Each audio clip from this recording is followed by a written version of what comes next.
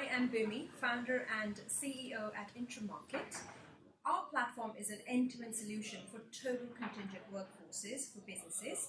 And my background is over 10 years within the recruitment sector, contracting from various sectors to various businesses. I'm Juliet Eccleston, co-founder and CEO of AnyGood, which is a crowdsourced talent platform. We have an online platform and mobile apps where professionals recommend other professionals for roles. My background is in technology change. I spent 17 years as a freelance program director, working mainly across financial services and retail, as well as government programs. Well, that's fantastic. Lovely to be talking to you, Juliet, finally, after so much back and forth and conversations. Yes. So, today we wanted to talk about the state of the recruitment sector. Yes. So, why don't you give us a starter? Sure. So, the whole reason I came into recruitment, because not having had a background to it, really was because I was so frustrated with it as a contractor in the market out there, and looking at not only the fees in terms of margins, but also the inefficiencies of the process and the amount of time it took to find candidates. It was something where I just thought there has to be a different way. Yeah. And so really it was that time where I wanted to sort of take a step back and look at what was going on, and that's where I realised the challenges that were being experienced right across the whole ecosystem of hiring, from within internal hiring teams, through recruitment, and then with candidates as well. And that was really just the start of looking at it. And so I think where we are today is almost a market and an industry that has morphed into what it is today, from something that was originally originated from World War II, when we needed to sort of find people for roles as people went out to war, and it's kind of just morphed rather than it being something that is intentionally being designed. And I think we're now at a point where we need to rethink some of those practices that have just morphed over time, and some of the systemic issues as a result of that, and redesign what we want the industry to be like and how it should work.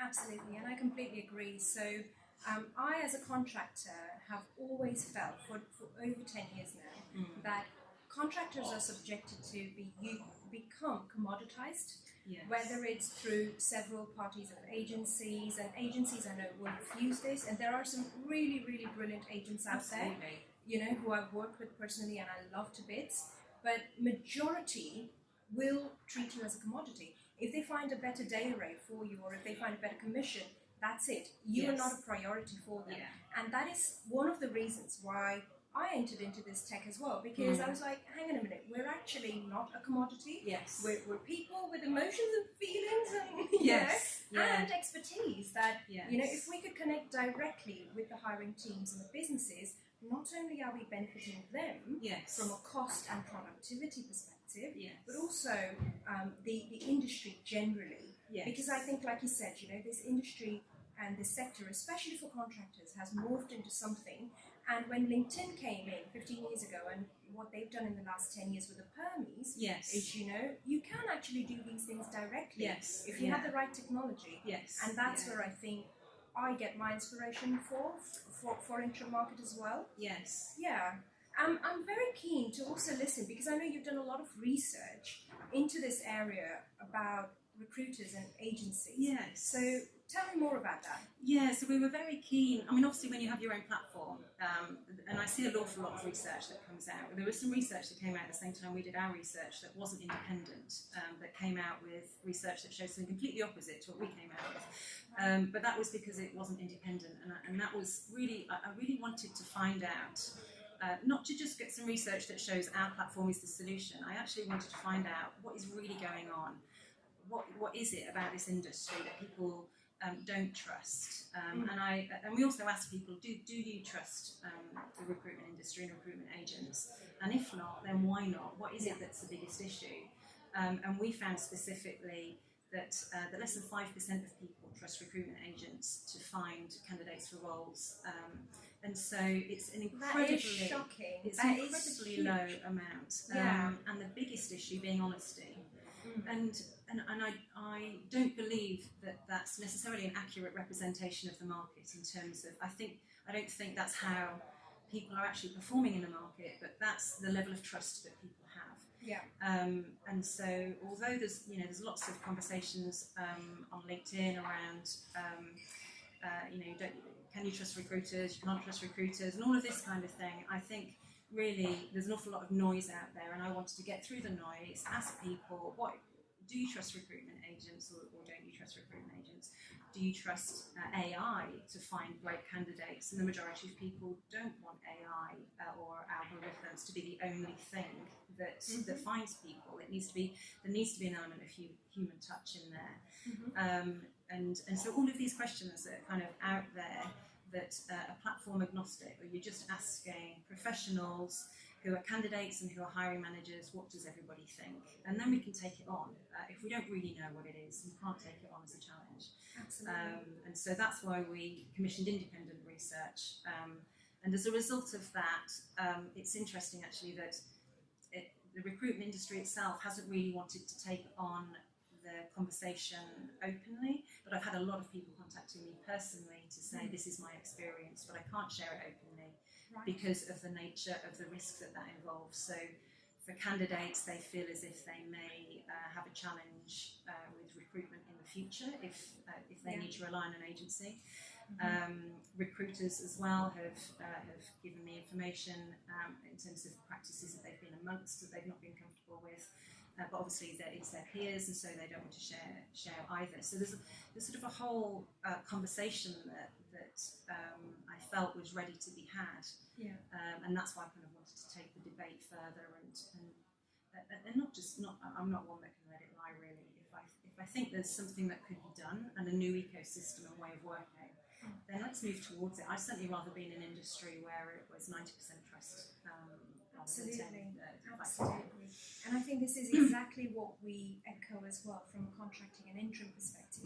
More so actually because contractors have to depend on agencies. Yes. And there are some brilliant niche agencies that we do need and we will continue to need, regardless of permanent contract exec search. But what we hear consistently, and what I've been hearing for at least the last 2.5 years since I've been working on this, both in the UK and US, is that they feel almost forced to be working in an unethical environment because it's their only way to securing their next assignment. And until a tech like ours is up and running and ready, which takes sometimes years to build, millions of data points and sets and database pools and things. But there is a lot of challenge of trust, which is brilliant that you're doing that work in that as well. But like you say, this whole new ecosystem needs to emerge. Conversations are happening almost in shadows, like you've had, like I've had with our stakeholders and users. But this needs to come out there, and there are lots of people in the recruitment industry and the sector itself who are recruiters that do want to talk about it. But I think they feel under pressure of either being pointed at or becoming part of that rut which they can't really get away from. And I'm very keen for us to work out what does the future look like where trust is high within the industry, and how do we get it back to being an honourable profession as it was. And for me, as we've kind of shared with our two platforms, really, it's all about that ecosystem. It's not about recruitment agents not existing, it's not about AI not existing or blockchain from a future perspective. It's about how does this all work together, and how on earth do clients navigate to work out, where shall I, so that they're obviously in this position now where they are, they almost still sort of holding on to the status quo, and they're still holding on to their agency suppliers and their PSLs, because that's what is familiar. And so it's very uncomfortable to move away from what's familiar to something that's completely new and a different way of working. And so I think it's important to allow clients to go on the journey with you and to sort of say, okay, well, you absolutely use that solution and use the best of recruitment agents that you need for the things that they're best at. Absolutely. And then for other things, you can also use crowdsourced talent platforms and other platforms, and bring in AI and talent pools. And if you perhaps think of the ecosystem as all having these principles, whether it's things like transparency of fees, or how good are they with diversity, and how are they in terms of their own culture and ethics and integrity within their businesses. And if we give them perhaps more guidance as to what good looks like, then maybe that ecosystem is one that will start to change across multiple clients. Absolutely. And one of the things I think to note as well is that technology has changed a lot of things. So AI may not be relevant or not something that people are looking forward to within HR today, but like you said, AI and blockchain are part of future of work.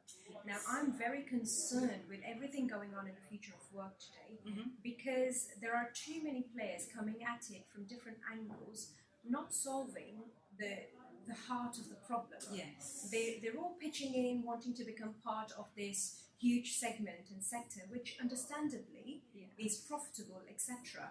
But it is not about that. That's what agency recruiters have done. Yes. You know, and not everyone, again, as I say, you know, but majority, that's what their agenda has been, is to commoditize talent. And now I think there are players coming into future of work to commoditize technology instead of actually solving a problem. Yes. And that really hurts, I think, the buyer's confidence. Yes. Right? Yeah. It really hurts the talent, Yeah. because now the talent is confused in terms of you say that and they say that, but who's actually doing that? Yes. Who's actually helping me? Yeah. And which is where as well, I think the whole future of work conversation needs to happen very, very openly. Yes. Within the businesses as well as, and you know, like we say, most businesses that do not adapt to the change today will have to, unfortunately, get forced into it in a few years, right? Yeah. Would you agree to that? Because, absolutely. Because workers are changing this trend. Yes. It's not technology that's influencing businesses and talent to become contractors or interims, as an example, or it's not technology that's telling, you know, go and find me a referral. It's not technology, it's behaviors. Absolutely. That are helping us build that. Yeah, I mean, the world is changing in terms of how other industries work, and that just starts to morph into other industries. I mean, I think recruitment is quite behind in terms of its innovation. And you know, you look at, I mean, we took inspiration obviously from other crowdsourced type platforms, and where people were using their resources that they had. So Airbnb, where obviously people have got spare rooms, and lift sharing with Uber, and for us it's people utilising their networks, and so people utilising their resources in a different way, and I think that's a general trend towards an economy that is much more productive, and so everybody trying to work out how can we get more from what we have, both as individuals but also as companies. So whether that's making more of their employees referring people, or the talent that's around them, really challenging the value that they're getting out of the services that are being provided. And so I think there's definitely a move, and there needs to be a move towards more productivity, both at an industry and an economic level, and also utilising the talent within the UK that we have better. So understanding what people's potential could be, rather than just what's on their CV, but what actually might they be capable of, as people need to transition from one industry to another as work changes. It can't just be based on what you were doing 6 months ago, because that might not be needed as an economy anymore. So we need to know what people are capable of moving forwards. Indeed, I think reskilling will form a big part of the future of work. Yes. And I'm sure we could be sitting here talking about this all evening. Yeah. We could, but should we we'll end move on to here? a glass of wine. Yeah, that sounds good. So should we end here, and we'll Yes. just thank everyone for their time, and thank you so much for your time as well. Thank you. It's been brilliant.